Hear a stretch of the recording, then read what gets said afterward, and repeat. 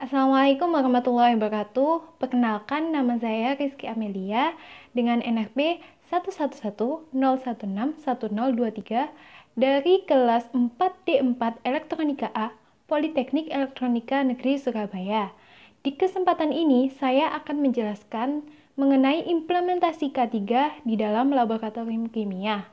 Sebelumnya, mari kita ketahui apa itu K3. K3 atau singkatan dari Keamanan, Kesehatan, dan Keselamatan Kerja adalah suatu pemikiran dan upaya untuk menjamin keutuhan dan kesempurnaan baik jasmani maupun rohaniah, tenaga kerja pada khususnya, dan manusia pada umumnya, hasil karya dan budayanya menuju masyarakat yang adil dan makmur. Mengapa K3 sangat penting diimplementasikan di dalam laboratorium? Karena di dalam laboratorium terdapat penggunaan bahan kimia dan alat-alat yang berpotensi menimbulkan kecelakaan kerja dan bahaya bagi penggunanya. Dan tujuan K3 di laboratorium adalah yang pertama, mencegah orang lain terkena risiko pekerjaan laboratorium yang menyebabkan terganggunya kesehatannya akibat kegiatan di laboratorium. Yang kedua, mengontrol penyimpanan dan penggunaan bahan yang mudah terbakar dan beracun. Yang ketiga, mengontrol pelepasan bahan berbahaya seperti gas dan zat berbau ke udara, sehingga tidak berdampak negatif terhadap lingkungan, sehingga tidak terjadi pencemaran lingkungan yang disebabkan oleh bahan kimia. Selanjutnya, konsep dasar K3. Bekerja di laboratorium kimia berpotensi menimbulkan bahaya. Bahan yang digunakan di laboratorium kimia mengandung bahan yang bersifat korosif, bahan yang mudah terbakar, bahan oksidator, bahan bersifat iritan, bahan bersifat beracun, dan bahan bersifat mudah meledak. Peraturan-peraturan dasar yang terkait dengan implementasi keselamatan dan kesehatan kerja di laboratorium kimia antara lain terdapat pada Undang-Undang Nomor 13 Tahun 2003 tentang Ketenagakerjaan, Undang-Undang Nomor 1 Tahun 1970 tentang Keselamatan Kesehatan Kerja, dan Undang-Undang Nomor 23 Tahun 1992 tentang Kesehatan. Selanjutnya, mengenai peraturan-peraturan K3 yang ada di dalam laboratorium. Yang pertama, orang yang tidak berkepentingan dilarang masuk laboratorium untuk mencegah hal-hal yang tidak diinginkan. Selanjutnya, jangan melakukan eksperimen sebelum mengetahui informasi mengenai bahan kimia, alat-alat, dan cara pemakaiannya.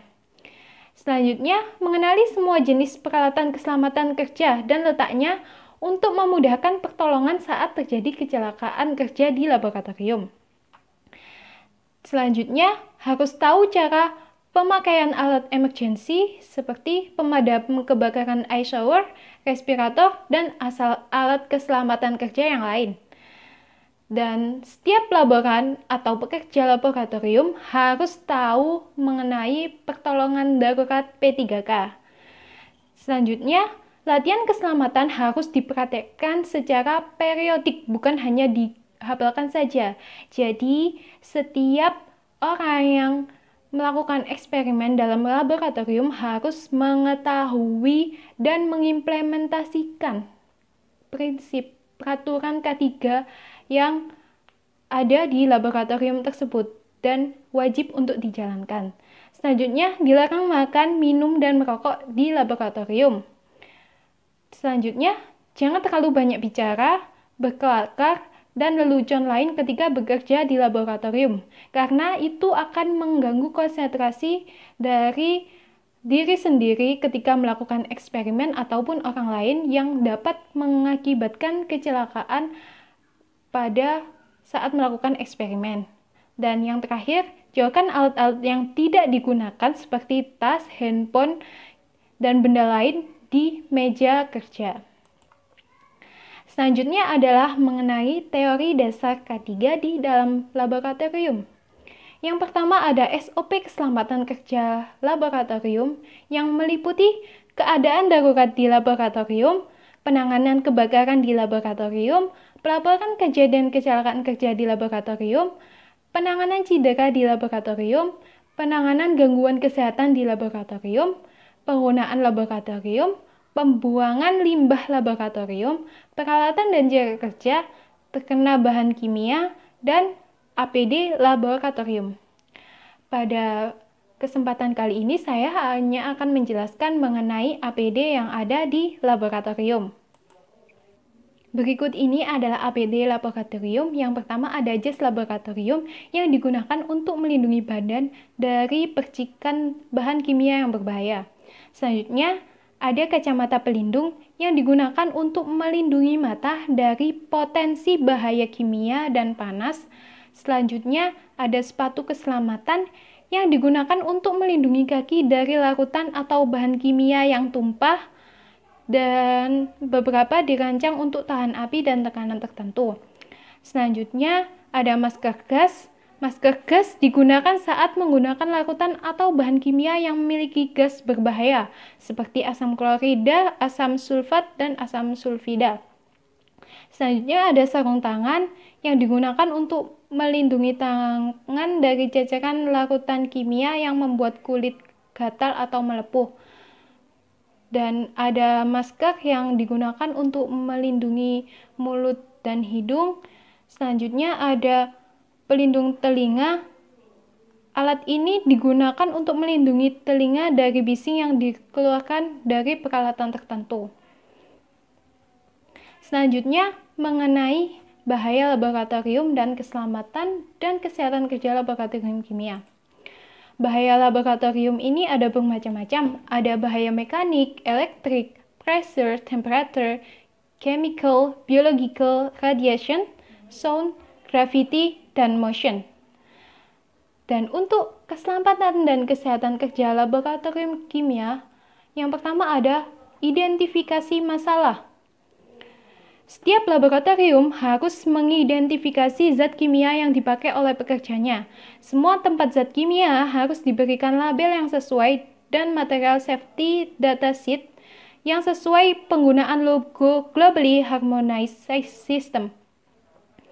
Yang kedua, ada Chemical Hygiene Plan yang bertujuan untuk memberikan panduan yang tepat dan prosedur untuk penggunaan zat kimia dalam laboratorium. Selanjutnya, ada informasi dan pelatihan. Pekerja laboratorium harus diberikan informasi dan pelatihan yang berkaitan dengan bahaya kimia di laboratorium. Dan yang terakhir adalah pengukuran pajanan. OSHA telah membuat Permissible Exposure Limits atau yang disingkat dengan PEL. PL adalah nilai konsentrasi spesifik zat kimia di udara yang dipercaya tidak akan menimbulkan dampak buruk pada pekerja. Sistem manajemen K3 harus menjamin bahwa pekerja-pekerja mendapatkan pajanan di bawah angka yang sudah ditentukan. Selanjutnya adalah beberapa contoh kecelakaan kerja di laboratorium. Yang pertama ada kecelakaan di Laboratorium Kimia Universitas Indonesia dengan 14 mahasiswa terluka. Ada 19 karyawan keracunan korban ledakan laboratorium PT OSS. Dan ada kasus mengenai gelas labu meledak yang mengakibatkan dekan FKP Unsyiah mengalami kecelakaan laboratorium. Berikut ini merupakan data pendukung dan analisa. Pada data pendukung terdapat dua tabel. Tabel yang pertama merupakan tabel distribusi frekuensi dan presentase kejadian kecelakaan kerja yang dilakukan oleh mahasiswa Universitas Diponegoro di Laboratorium Kimia Universitas Diponegoro. Dan tabel kedua merupakan tabel distribusi frekuensi kecelakaan kerja dan implementasi K3 di laboratorium yang saya dapatkan dengan membagikan kuesioner kepada 22 mahasiswa yang melakukan praktikum di laboratorium kimia. Dapat dianalisa pada tabel 1 dari hasil penelitian tentang persentase kecelakaan terbesar adalah kontak dengan panas Selanjutnya, terkena tumpahan bahan kimia dan merasa pusing ketika menjalankan aktivitas laboratorium. Pada tabel kedua menunjukkan bahwa kecelakaan yang banyak terjadi adalah keluhan pusing ketika melaksanakan eksperimen, terkena tumpahan bahan kimia, dan iritasi kulit akibat bahan kimia. Untuk penggunaan APD sendiri, semua responden menggunakan jas laboratorium saat menjalankan eksperimen, namun tidak semua mahasiswa menggunakan APD yang lain. Dan teori penyebab kecelakaan dari Hendrich ada dua faktor, yakni faktor manusia sebagai alasan utama timbulnya kecelakaan dan manajemen sebagai pihak yang bertanggung jawab pada pencegahan kecelakaan. Dalam hal ini, manajemen bertanggung jawab untuk menyusun standar dan peraturan K3 yang ada di laboratorium, dan manusia atau orang yang menjalankan pekerjaan di laboratorium wajib menaati peraturan-peraturan yang ada di laboratorium tersebut, serta mengetahui upaya untuk penanganan ketika terjadi bencana atau kecelakaan kerja.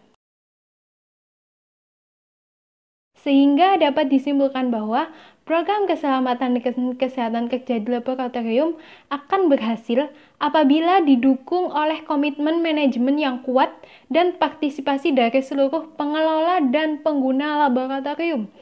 Peningkatan budaya K3 dalam hal ini kepatuhan dan kesadaran untuk mengikuti SOP atau Standar Operational Procedure, penggunaan alat pelindung diri yang tepat, kelengkapan sarana dan prasarana K3, dan personil yang mempunyai pengetahuan K3 yang memadai.